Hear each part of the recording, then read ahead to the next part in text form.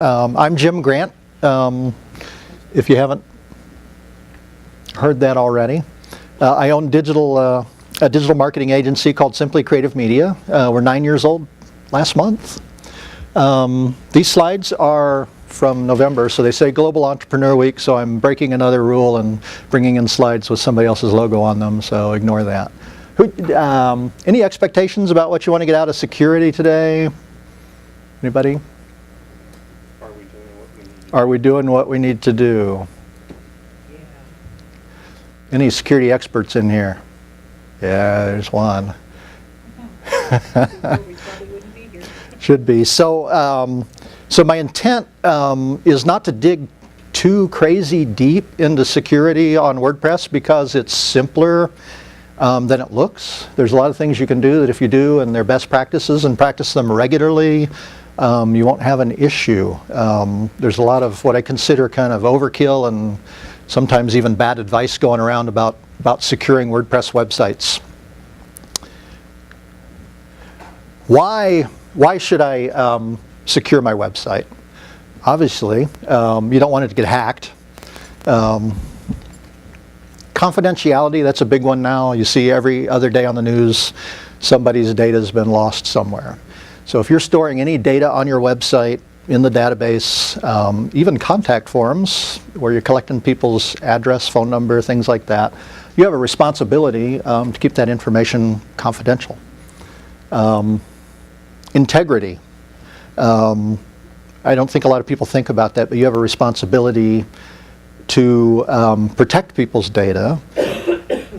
And also, as we talk about the ways a site can be infected, and what they might do that's malicious, your integrity is on the line if people are coming to your website and getting infected or things that can happen. And availability. So obviously, I hope you're checking your website, regularly or running some kind of monitor to make sure it's up. But you don't want to come in 2 months later and realize, your shop's been offline for 3 weeks and you didn't know why you didn't have any sales coming in. Anybody seen this guy sitting in a coffee shop? He's always in the corner. Why does a hacker bother with me? So why does a hacker want to even hack my website? It's usually about the dollar signs. So they're either going to convert your site to put their content up there, link injection, links to their own sites. That could be affiliate links, it could be just links because they want traffic, all kinds of reasons they might want to link. Hacktivism, that's where you get, hacked by ISIS or something like that, where they're trying to promote their organization. Drive-by downloads, that's one of those integrity things. You don't want people coming to your website and getting a bad payload from your website. Malicious redirects, redirecting to wherever. Viagra sites is the most popular, I think. Hidden pages. I run across this a lot. Do you know you have 600 extra pages on your website? No, really? Yeah, they're all Adidas tennis shoes or something, so that happens. And email spam. So a lot of people make a lot of money because they take over your email server and email from your website for a while until it gets blacklisted. But they're spamming people using your email server and your volume to promote their spam. And lately, since I'm really into cryptocurrency lately, they might even put a payload on your website to use your server to mine cryptocurrency somewhere. So it's all about the dollars usually. And a lot of it is robotic. So it's not like that guy sitting in the corner working on your website. They're usually exploiting things that are known vulnerabilities with robots, software robots that try and log into your website, look for that hole in the database or something you haven't updated to try and get into your website. So these are the three main areas where the weaknesses are: leaked passwords, software vulnerabilities, and your hosting. So we're just going to go through those. So leaked passwords, public Wi-Fi. Who's working at the coffee shop a couple days a week still? Yeah. maybe more sometimes. Panera almost put a plaque on a table for me for a few years as my business location. So when you're on public Wi-Fi, if you're not connecting, this used to be a big deal when I first started doing a lot of social media. You know, Facebook wasn't even HTTPS, and if you were on an open Wi-Fi at Panera or Starbucks and logging into your Facebook, people could see you logging into your Facebook and get your name and password, your user ID and password. So think about when you're out in public, at Kaufman, wherever it is, you're potentially in the clear, depending on what you're connecting to and whether it's secure. We actually had, I think it was 2 years ago here at WordCamp, somebody here with another conference had some malware on their machine that was bringing down the whole network because it was hammering every PC, phone, anything it could get to in the venue to see if it could find something to hack. Social engineering, this is the biggest one I see. My mother gets social engineered all the time from India to fix her windows. But that's the most common way people get into your system.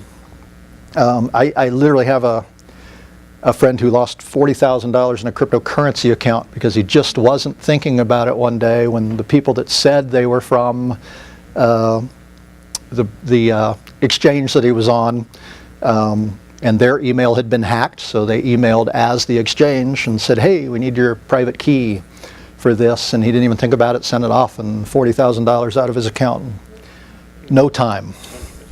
Yeah, social engineering. Sending passwords in the clear. I maybe shouldn't even tell this story. Well, I'll use anonymous stories, but someplace we're going for a party this week at WordCamp, I called up and talked to the venue manager, and he's like, yeah, email over your credit card information so we can put the deposit down. I'm like, are you kidding me? So think about, usually I don't make clients go through too much trouble, but if I need their email, password, user ID, I'll say, well, tell me your user ID, text me your password, or some combination. That's not best case. There are actually some good websites where you can pass those securely if you're dealing with people's logins. Software vulnerabilities. Plugins. Even the inactive. I'm asking the expert to correct me if I'm wrong, Pippin. That's still true, right? So, yeah. Even if you've got, when you're building a site and you're messing around, experimenting with different plugins, got all 50 of Pippin's plugins on there, and you decided not to use 49 of them, remove them, because over time, if they have a vulnerability that's discovered, they may still be able to get in. Same with themes also. Don't leave inactive themes on your website unless you're going to keep them updated, and even then, why leave them if it's just another opportunity to encounter a vulnerability along the way.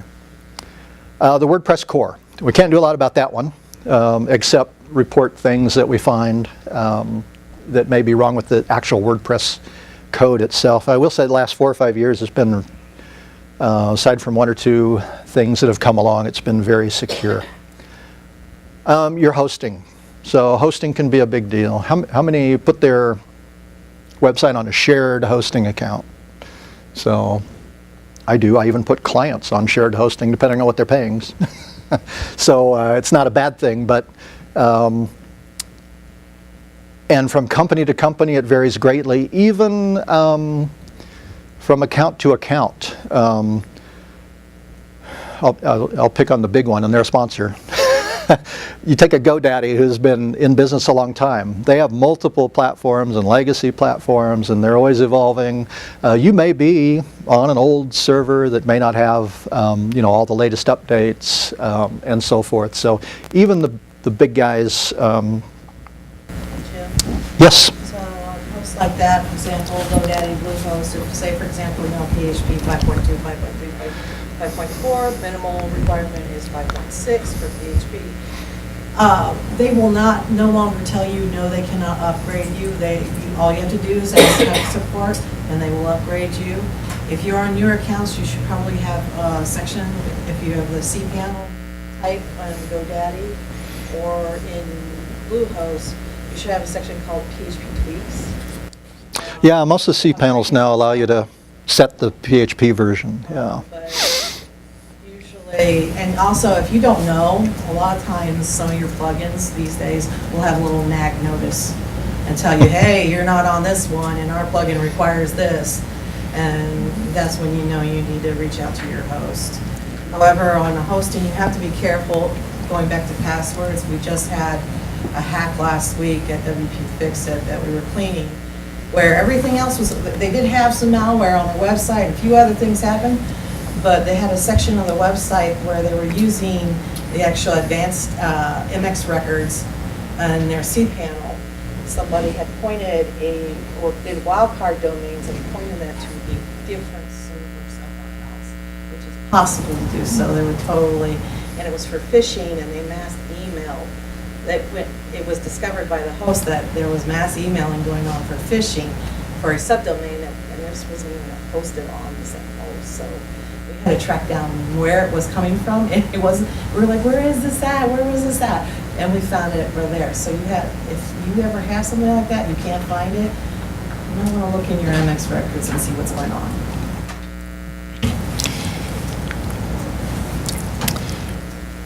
So SSL, we talked about who works from a coffee shop. So you should, for your own website, and this is becoming best practice now just because Google likes it too, have an SSL certificate for your website and run it encrypted. So there's two sides to that coin. One, everybody thinks it's really hot and important right now because Google wants it. Well, that's important. If you don't have a contact form or anything on your website, there's not necessarily a lot of risk of data or people putting in, their phone number and getting it stolen, that kind of thing. But most, I think most hosts now, I think there's a few. I had a client on HostGator last week, and I don't think they were offering Let's Encrypt yet. But that's the free ones. Everybody know about Let's Encrypt? So it's a consortium of companies, I think, trying to remember who led that, but large IT companies, CA, I think, is in there, and a bunch of, to offer free certificates. I was going to make a comment Yeah. on Let's Encrypt. It's a phenomenal service. Every now and then you might want to be careful with it, depending on what your site is. If you're running an e-commerce site, Yeah. Let's Encrypt may not be your best option. Yeah. Only because the certificates you get don't always meet all validation requirements for really strict e-commerce rules. Yeah. We have a lot of problems with customers that use Let's Encrypt where their merchant processors, say Authorize.net, 2Checkout, or something like that, they won't consider it valid, even though it is valid. Right. So if you're running a business, like an e-commerce business that makes money through e-commerce, spend money on your SSL certificate. Yeah. If you just want an SSL certificate, Let's Encrypt is amazing. Yeah, so let's actually, maybe I took this slide out because of the time frame last time. Question? Is that a PCI compliance requirement? I have no idea. Oh, well, so Like what tier is I'll give you my spin on what and why too, is so there's multiple levels of SSL certificates. Basically, the Let's Encrypt certificates basically check to see if you're the owner of the domain. I know on my hosting data center that I use, every time I spin up a new account or site, they automatically, the certificate's there. But it takes about 5 hours or so for that verification to happen, and that's really the only verification that happens. So then you get up kind of the top of the chain is a company verified, and you go through a whole process of proving who you are, and you go back and forth with the certificate company, and you can even get your name, up there in the URL bar. It says, this is Simply Creative Media, and it's secure. So that's very verified, and you can be sure of who it is. And then, as for cost, what you're paying for when you buy certificates is insurance. So when you have an e-commerce site, it's a good idea to look at, I'm paying $50. Am I getting, how much liability coverage basically comes with that certificate and so forth. So that's kind of what you're paying for that you don't get at all with Let's Encrypt. So yeah, as a best practice, I didn't know that you get turned down, but I always recommend to clients that if they're doing shopping cart that they buy a certificate. So SSLs.com is one of those places you can do that fairly inexpensively too. Any other questions about certificates? Everybody's got one? Using one? Get on it. So this is just a little, I threw in a few techie tips. This one, this whole thing wasn't to be too techie, but in your wp-config.php, you can add this statement, force SSL admin, and what that does is disables some of the admin functionality, like getting to the editor, so that if someone hacks in, well, let's say they do a simple hack. They figured out your user ID and password, and they got in as an admin. If they can get to the editor, they can now get to all your files. So that's a way to turn that off. Use a VPN. Does anybody use a VPN besides anything like downloading movies and stuff? Okay. We're trying to get Netflix in Europe. Yeah. Avoid shared or public computers. So I just logged in on this computer to my Google account. Yeah. Maybe not a great idea. We're all weak. Use secure passwords. So there's been some really awesome articles out lately about the latest study on, that you see these published, the top 50 passwords that people use and that kind of thing. But it's really interesting that now with artificial intelligence and the bots, they can amazingly guess where people will capitalize letters and things like that. So just doing caps and lowercase and even sequences of numbers and things that you think are secure, you don't know that you're actually thinking like everybody else. And the bots can figure a lot of that out. So I definitely have started recommending, even though for many years I had the same password on everything, that you start to use a password manager.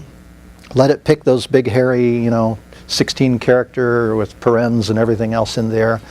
At least 12 characters long, which is more secure, 16 S's or 3 characters of your choosing, upper, lowercase, or numerals. 16 S's. It takes the bots longer to figure that out than it does a shorter, simpler password.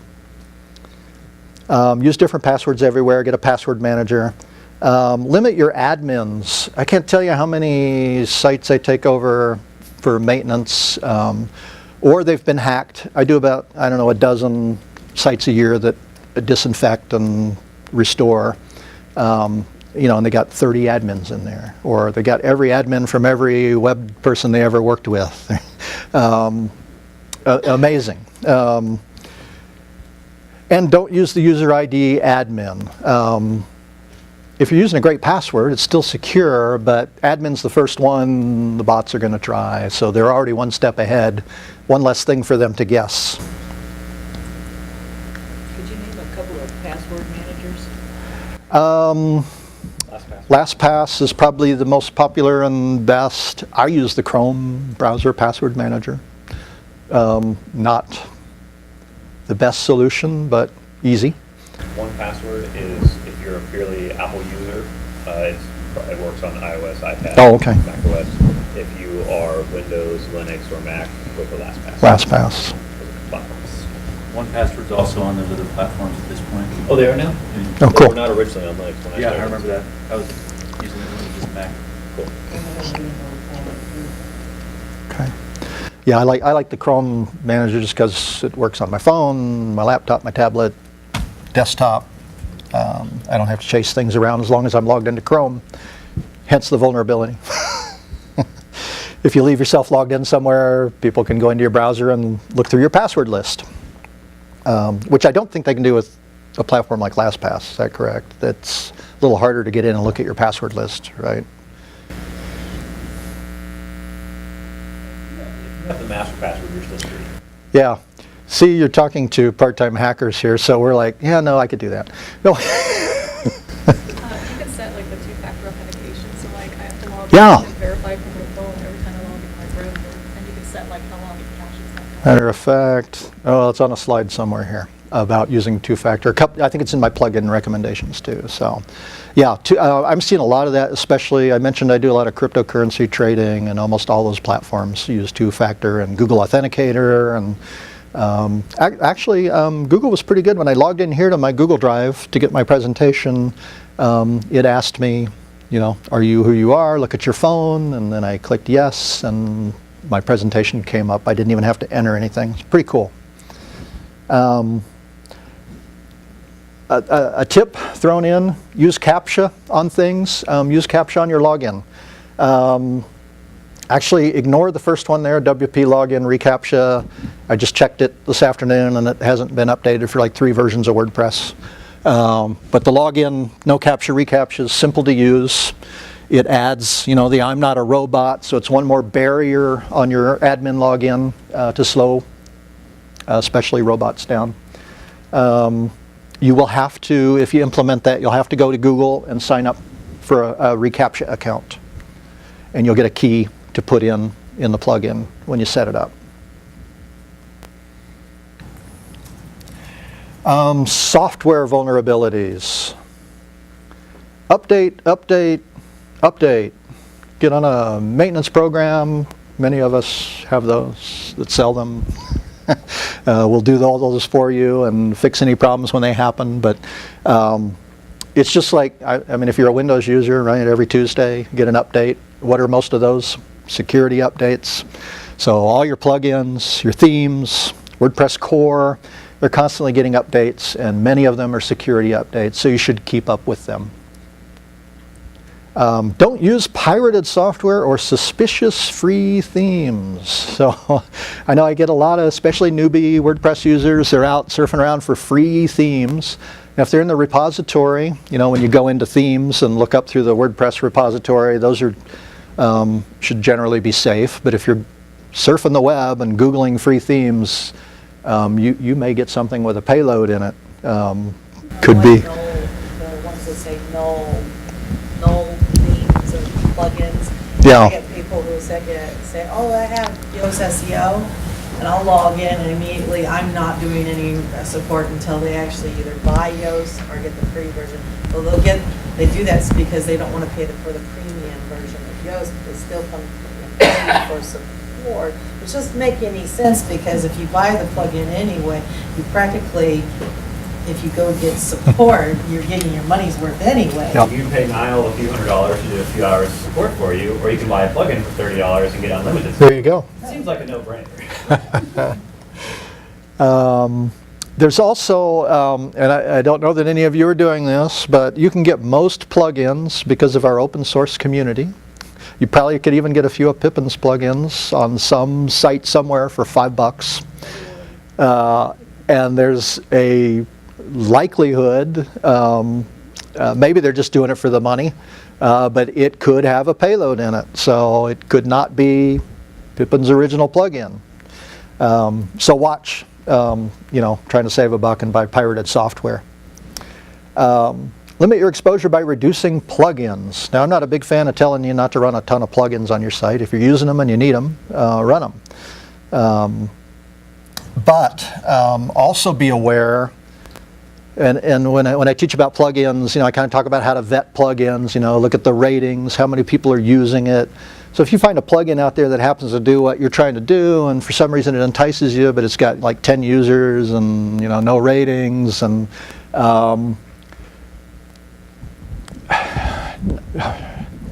Pippin, you write plugins. Not all coders that write plugins know anything about security.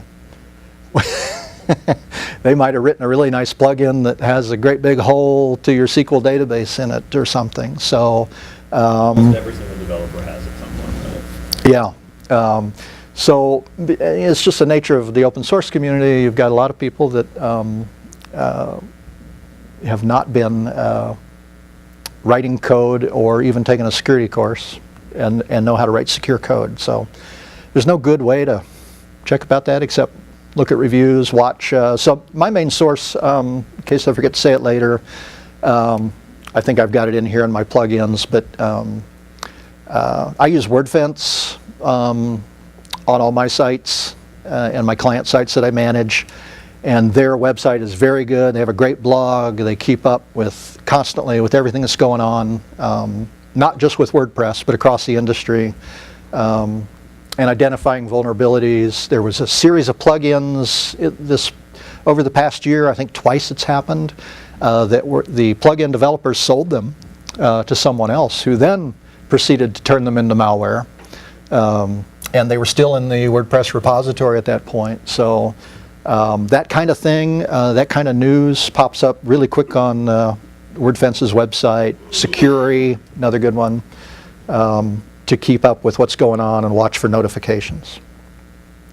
Remove inactive plugins and themes, we talked about that. Oh, I got this in here twice. Disallow file edit true. Move your wp-config.php. So I'm not big on moving stuff around or changing where your admin login is, that kind of thing, because there's a limited amount of protection or advantage to doing that. But moving the WP config, and people will argue both sides of this ardently. Which side are you on, Pippin? Call you out. Depends on the day. Depends on the day, yeah. So WP config, if you don't know and you're just a moderate or beginner WordPress user, has stored in it the username and the password for your database, which is where all your stuff is stored. And so if they get in the database, they can destroy your site, they can steal your client information, pretty much anything they want. So there is merit to moving that where it might be more secure. That's about as deep as I will go. You'll want to kind of Google it, look up the procedure. Basically, you move it up a level, which on your hosting you may not even have access to the parent directory. And WordPress still finds it if you do a few more settings. So there's a little machination. So if you really want to get deep and are worried about that, I don't think I've ever run into a problem where that's happened, except when somebody set all the file permissions on their server to read, that kind of thing.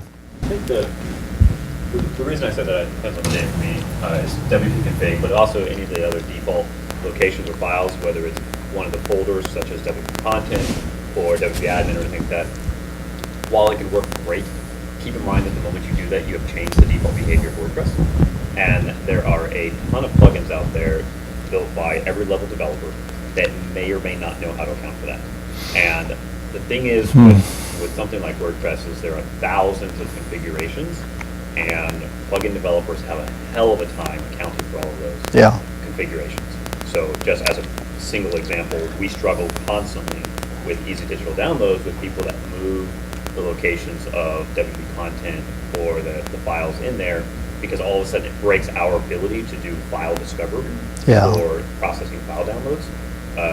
So if you do it, just keep in mind that if something breaks, revert it and find out if that's what broke it. Yeah. Because it's a pretty good possibility it will break something. And it's not to say that you moving it is wrong.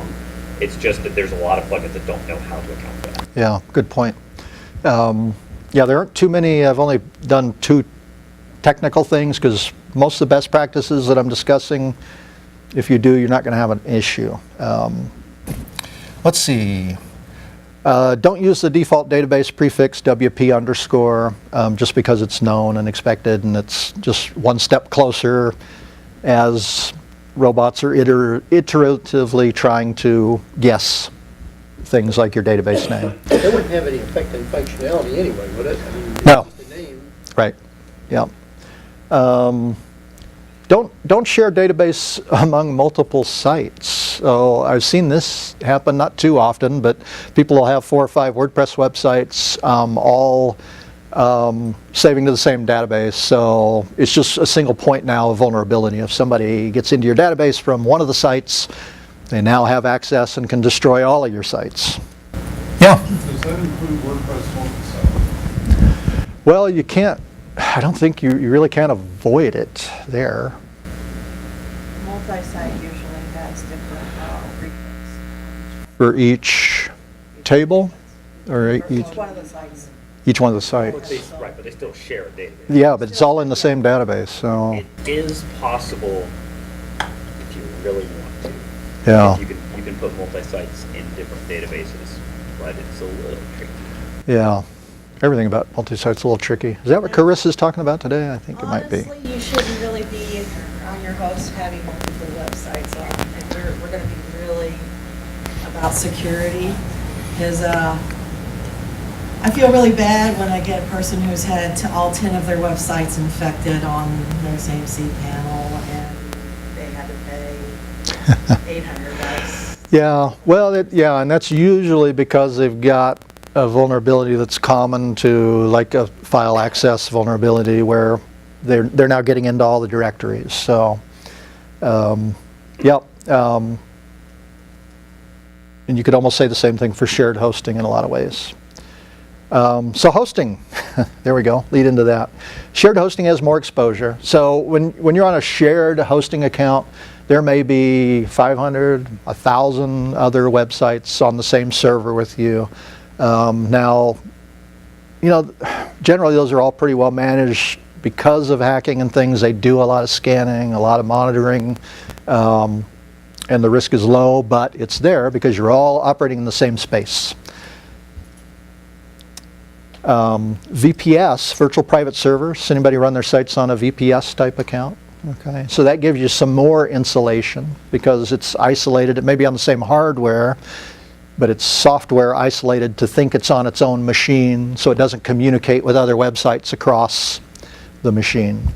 So if somebody's site next to you gets hacked and it's trying to infect the other sites on a shared host, it wouldn't happen on a VPS server.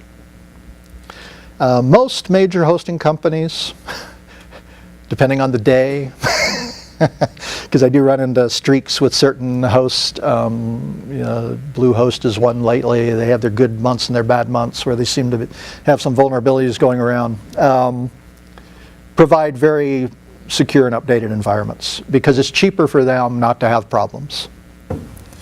But look at their environment. So now I was talking about the earlier latest PHP, what Linux server are they running, etc. So when you get into setting up WordFence, they have a nice firewall now, and it'll detect, you know, what Linux is running and set up the right firewall for you, that kind of thing. So those are important. I've got a, probably shouldn't tell on clients, but I've got a client right now with a major site, large site, and it's because of a large back-end application.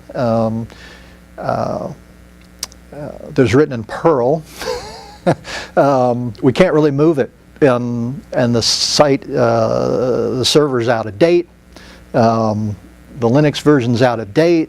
Who knows what else is out of date? But we can't really do it without rewriting the Perl application to be compliant with the latest version of Perl. So we're kind of stuck, and I live in fear every day about what could happen. So I'll give away my big secret now, how I avoid all hacking and vulnerabilities and problems. Run a backup. So that, if you take anything away today, and we're going to talk about backups, if you have a backup, in most cases, it is possible your site could be infected for months and you don't know it. And if you don't have a really old backup, you may not have a clean copy. But when the site really goes down hard, you at least have a copy that you can get the site back up, disinfect it, and recover.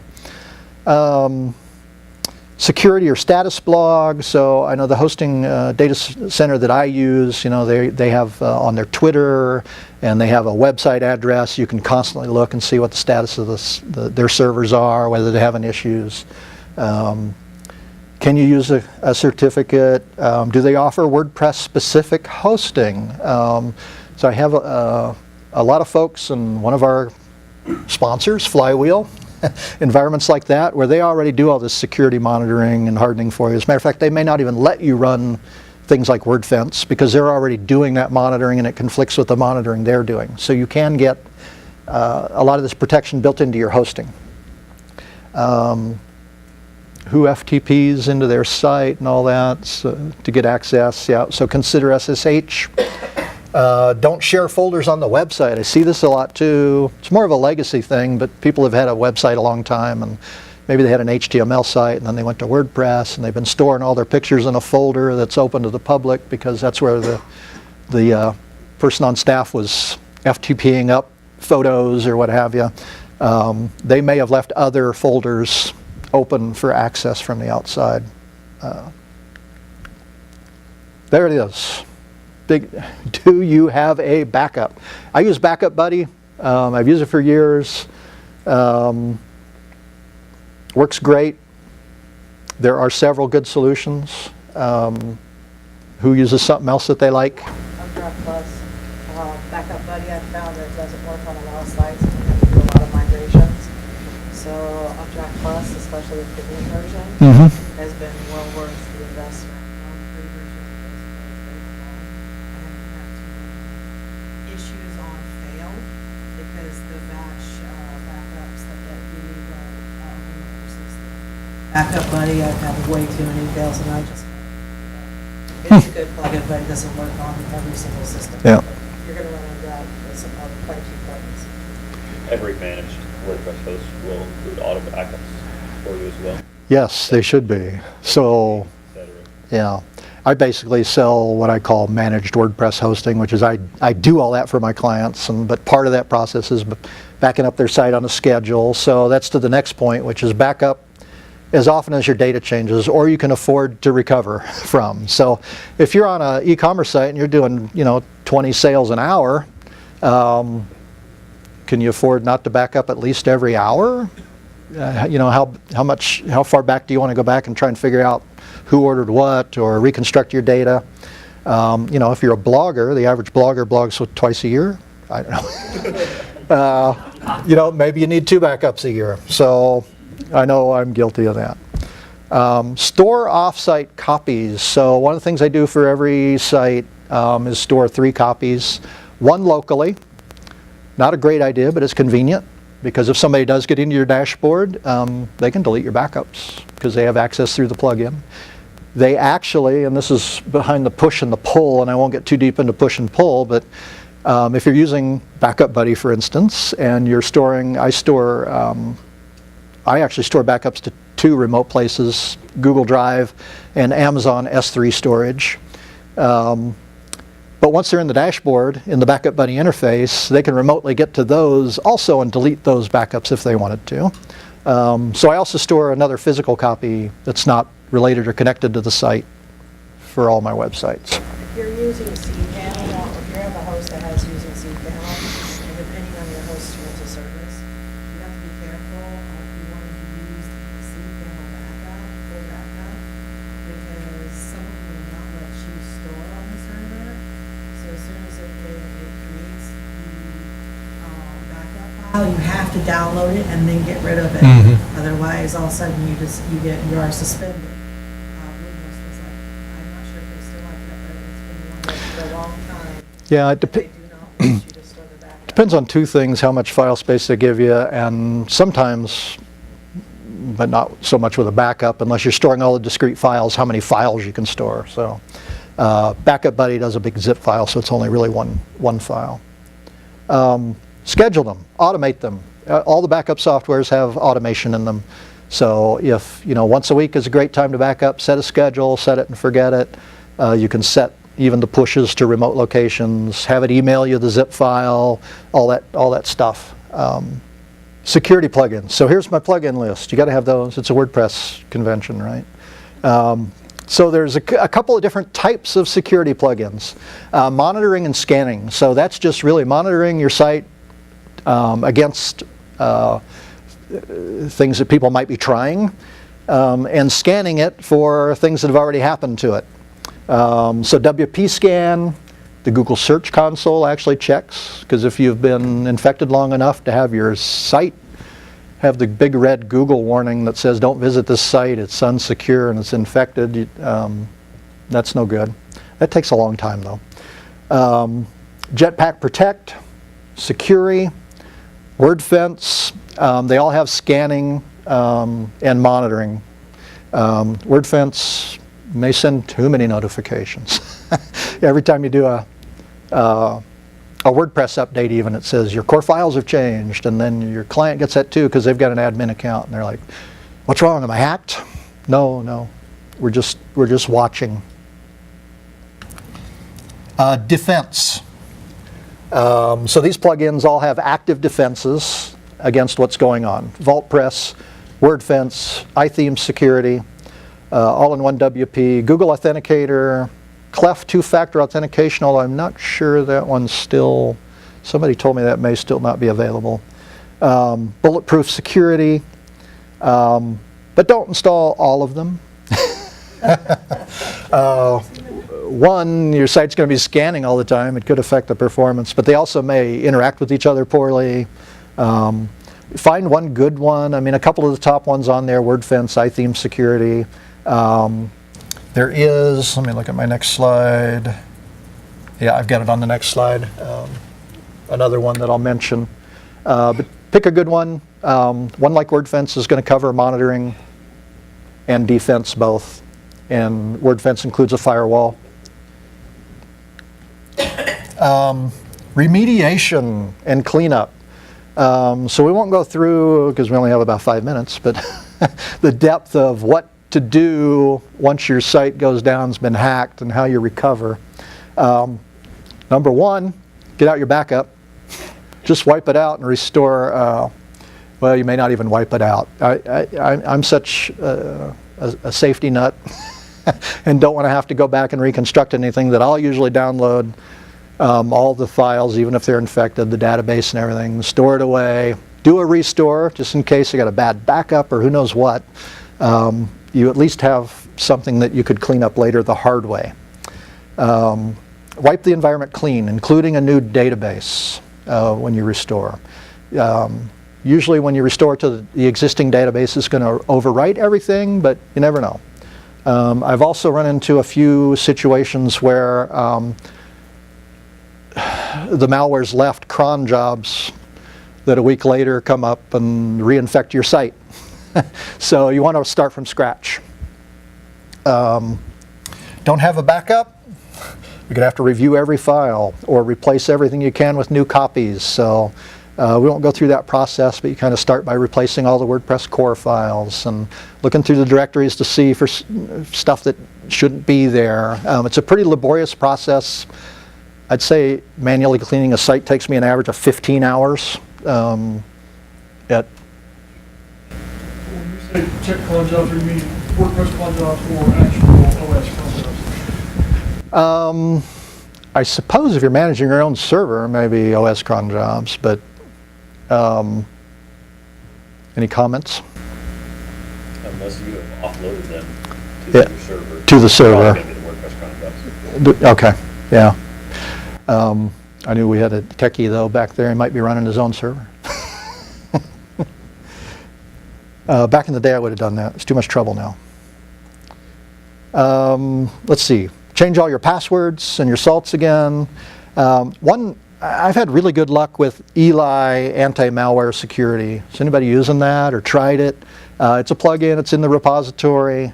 If your site is not completely down and you can run that plugin, it actually does a very good scan and remediation. You're still going to want to do some third-party checks against your site again from people like Securi, and just use 3 or 4 tools to make sure it got cleaned up. But I've had really good luck with that one, cleaning stuff up. I had never either. Or is it Gotmos? I don't know what the Eli is. ELI, anti-malware security. Securi, if you Google Securi free scan, they have a free scan on the web. They'll scan your site. It's somewhat accurate.